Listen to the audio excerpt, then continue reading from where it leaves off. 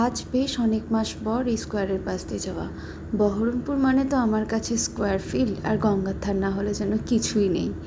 যাই হোক, তারপরে নৌকোয় উঠলাম, যাচ্ছি এখন মামা বাড়ি। যতবারই আমি মামা বাড়ি গিয়েছি নৌকো করে, ততবার কিন্তু সন্দীপ ভয় পায়, কারণ ও বলে তুমি ব্রিজের ওপর দিয়ে কেন যাও না। ও আমাকে একদমই যেতে দিতে চায় না।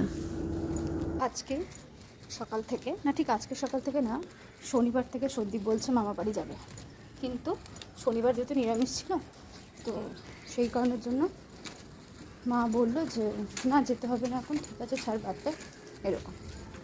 তো আমি বেশ দুদিন ধরেই বলছি, আজকে সকাল থেকে জেদ তুলেছি যে না, আজকে আমি মামা বাড়ি গিয়েই ছাড়বো। তো মা রাজি না যে রোদে গরমে যেতে হবে না, দুদিনের জন্য এসেছিস, আমি তোকে কোথাও যেতে দেব না, এরকম। তো যাকে তারপরে বিকেলবেলা হঠাৎ করে উঠে পড়লাম, মোটামুটি 4টে থেকে 4:30 নাগাদ উঠে বললাম মা আমি চললাম মামা বাড়ি।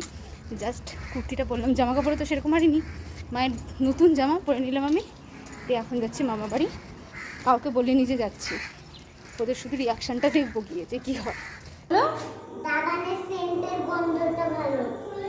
মায়েরটা খুব একটা ভালো না। এই হচ্ছে পুচকি, ভীষণ বুদ্ধিমতী একজন মেয়ে। যাই হোক, তারপরে মেমের পুচকেটার সাথেও দেখা সাক্ষাৎ হলো, আর আমরা একটু বেরিয়েছিলাম ফুচকা খেতে, সেটার ভিডিও তোমাদের সাথে শেয়ার করা হলো না। আর ইনি হলেন ভীষণ মিশুকে, তেমনি ঠাকুরের গান শুনতে খুব ভালোবাসে।